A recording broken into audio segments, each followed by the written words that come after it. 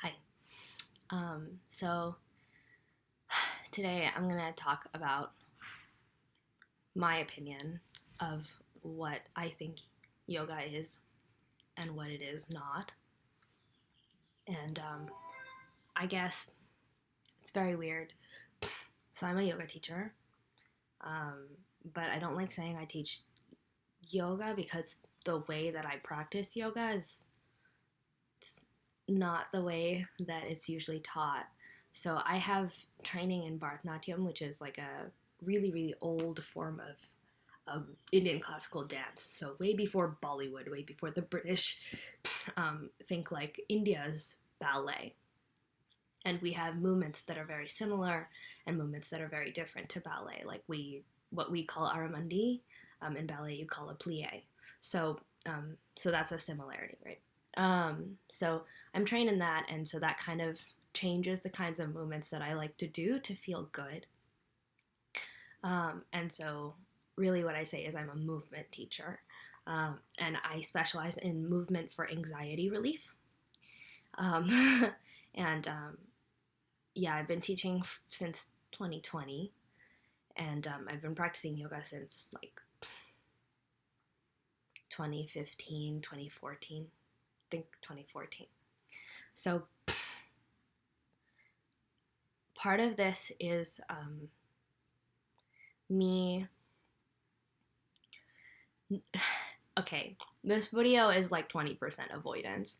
I don't like the idea of, in order to help people understand what I do, I have to show them that I can do the thing that I'm claiming to be able to teach, which makes sense. But in Western culture, it's very common for people to want to take photos of themselves or to have a photographer come and shoot you while you're doing a bunch of poses and stuff. Um, and then you post those pictures on your website and you build a website off of that. And that's okay. I have issues with being on camera. I have, like,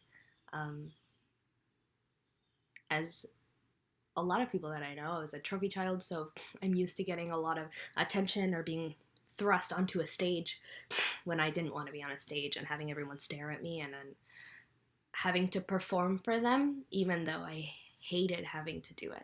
So that was most of my upbringing, and so I really don't like being the center of attention anymore. I have had enough eyes on me for the rest of my life. So it's ironic that I'm making videos like this. It's taken a very long time to like be comfortable.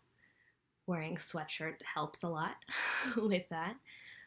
But I don't really want to hire a photographer to take photos of me in a bunch of random poses. And here's why. So yoga is the opposite of a performance art, at least the way that I do it and the way that I teach people and help them in, like, help my clients.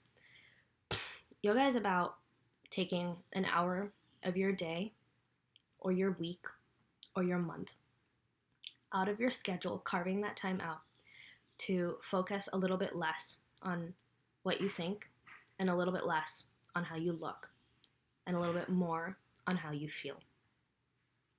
And it's a very introspective process, and specifically for anxiety, what I have come to learn with my own experiences with yoga is that anxiety is a response to your thoughts. They're not the thoughts themselves, right? So you think a thought and then you get anxious.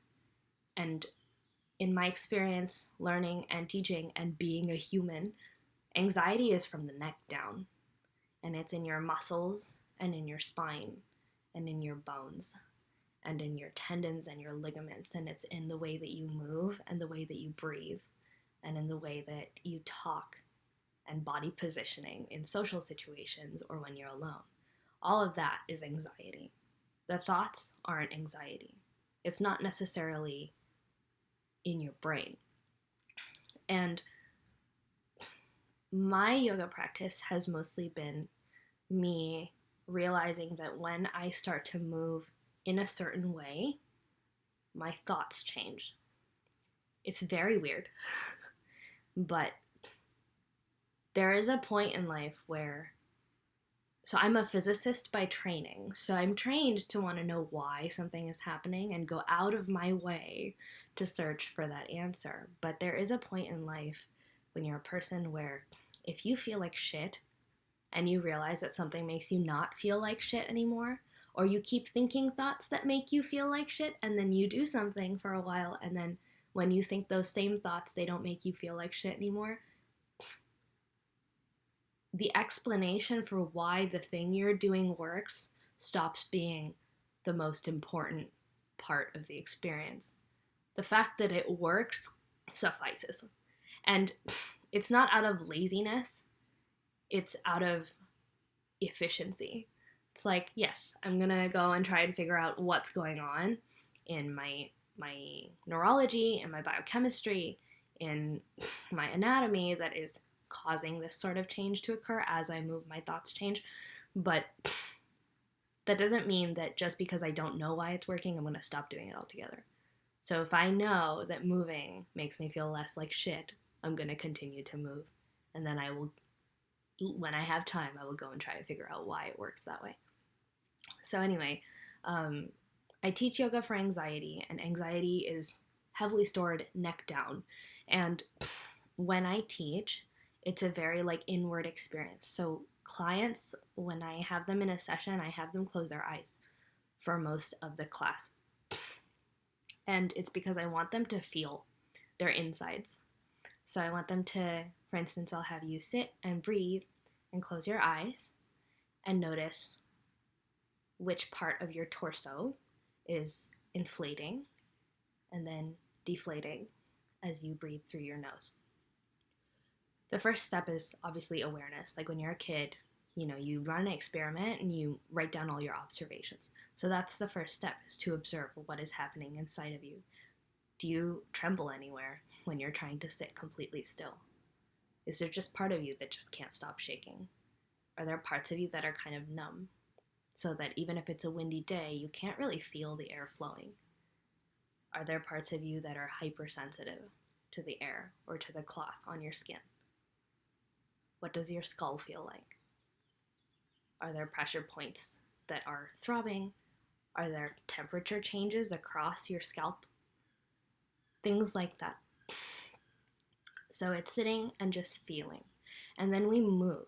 And as you move, you feel. You close your eyes and you feel. So like sweep your hands up, close your eyes and feel. Where do you feel any impingement? Where do you feel any heat? Where do you feel tingling? Where do you feel anything pinpricky? Where do you feel tension or pull? Where do you feel compression? Does the compression yield? So like for me, my shoulders are really tight. So when I get to the top, there's like the compression and it doesn't really yield. So it doesn't really like me putting my hands like this. So my hands come in front of my head. I can't like do this. It's really hard. Where do you feel all of those sensations? And then for an hour, you just feel and feel and feel. And if I'm teaching a class where there are multiple students, the goal is not for the students to all do the same motion. The goal is to somehow get everyone to feel the same way, which is a very difficult thing to do because you can't read each other's minds or you can't feel each other's bodies. You literally have to just think, how do I put this? If I want to feel heat in my chest, what do I think that is? And then how do I get to that goal that I think heat in my chest is? And then every student will think those thoughts and then we'll move. And so when I teach, it's also very tailored, right, to the individual, to the client. So for me, yeah, I'm a different person every day, right? So there's some days, on days when I get into a fight with my mom, or I have a presentation and it was like really stressful and then I gave it and it was like a huge relief, but I did spend most of the morning being stressed out. At the end of those days, when I tried to balance on one foot, I'm really wobbly. But if I had a really peaceful day where all I did was sit and do work quietly, and then I had lunch with my friends, and then I did more work quietly, and then I got tea, and then I did more work, and then I went to the gym. At the end of the day, when I try to balance, I don't fall. Like it's like a rock. And so what happens to you throughout the day, what has happened to you throughout your life, that's going to impact your stability, your sense of safety and security, how grounded you feel, your body's ability to release tension that it is keeping in it because it's trying to keep you prepared for any potential threats. So as a more like physical example of then how you would change a student's movement according to how they are currently feeling in order to get them to feel better. So sometimes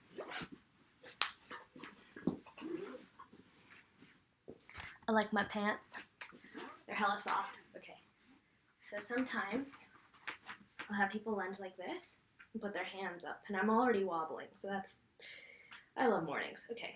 So we inhale here, and on a really stable day, I'll be able to do this. I don't know if it'll work. Exhale this way. Inhale this way. Oh my God. Exhale this way. Inhale, put both hands down. Exhale to come back up. And then inhale as your hands go high. Now, there are days where my whole leg is like, the front leg is just like shaking like a motherfucker. And I can't deal with it. The goal isn't to be able to move and look the same as what the teacher's saying, or I think it's the teacher's job to change what they're saying for the student, but the goal isn't to look a certain way or move a certain way. The goal is to feel a certain way. So if my goal is to feel stable that day, and for some reason my balance is off and doing all these wide sweeping hand things is not feeling stable, I tell the student, or I tell myself if I'm practicing, to change it. So we inhale here, and then as you exhale, you bring your hands in and then out. And then as you inhale, you bring your hands in, left hand back, right hand up, don't look all the way up. As you inhale, bring your right hand in, left hand in, bend down, put the right hand down, left hand high. Inhale to unwind, place the left hand down. And as you exhale, bring your hands in and then back up. So instead of going like this, and then this, and then this, whoa! See? And then this, and then this. Instead of doing that, you go like this, this. Even that's hard. It's also because I have squishy floors in here. Okay. This, in, and then down, in, and then up. And that tends to help people with stability. And so it's more about finding a way to go through your life in a way that makes you feel good. Not finding a way to go through your life in a way that matches everyone else, or in a way that matches what other people have done in the past. That's yoga, which means that it's a very introspective and not a very extrospective, which I don't know is a word, activity and practice. And it's the opposite of a performance art. You're not comparing yourself. You're not trying to look a certain way for people. And you're not trying to... There's no theater involved. There's no portrayal, no acting. There's no... The importance of how you look is minimized, and how you feel is enhanced, I guess. And you spend an hour caring about that, just a little bit more. And then after the hour's over, you go back to your normal life. And so when people post pictures of themselves doing yoga, I get that they have to show the world that they can practice the thing that they claim they are able to teach. Makes sense. But it's extremely ironic because yoga itself is not a performance art. It's developing self-awareness. And my job is to help students figure out if they start a class feeling a way that they don't like, what can we do for the next hour that will help teach them what they need to feel better by the end. And then they can go and they can take that to life. So like if they are at the airport and their flight gets delayed by 4 hours and now they're stuck sitting there in this place that they don't want to be in for 4 hours, and they're starting to get anxiety, or they get anger, or they get frustrated, or they suddenly feel very fatigued, what do they do to feel better? And I think culturally it's not normal for people to do yoga in an airport. I'm a weirdo, so I'll just do it. But at least you will, when you practice yoga properly, you develop the self-awareness you need to figure out how you can get yourself to feel better. And so it's not, if bringing my hands in helps me, I ask students to do it and see if it helps them.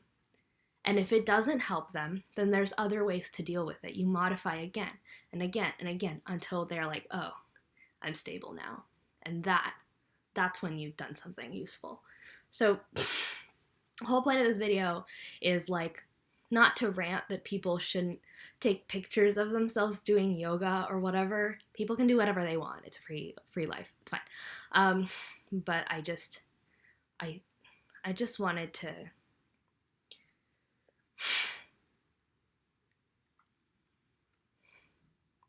make it clear to Western society that yoga is not a performance art. It's not about shaping and lifting. Even if it's not yoga for anxiety, yoga is still about how you feel. It's about understanding how to exert some modicum of agency over your own central nervous system. And that's all it is. So like, I don't have any photos of me doing yoga, and I've been trying to get myself to take them, and I just can't. So, because it just feels wrong and kind of gross. So, yeah. But if you feel, if you feel intimidated by the way that a lot of people teach yoga, just know that it's not supposed to feel that way. It's supposed to make you feel better. It's supposed to make you not feel like shit anymore. And it's what will work for, it's your teacher's job to help you figure out what you need to feel better. And that might not be what your teacher needs to feel better, but they're supposed to just be there and support you. And that's all I have to say. Okay, bye.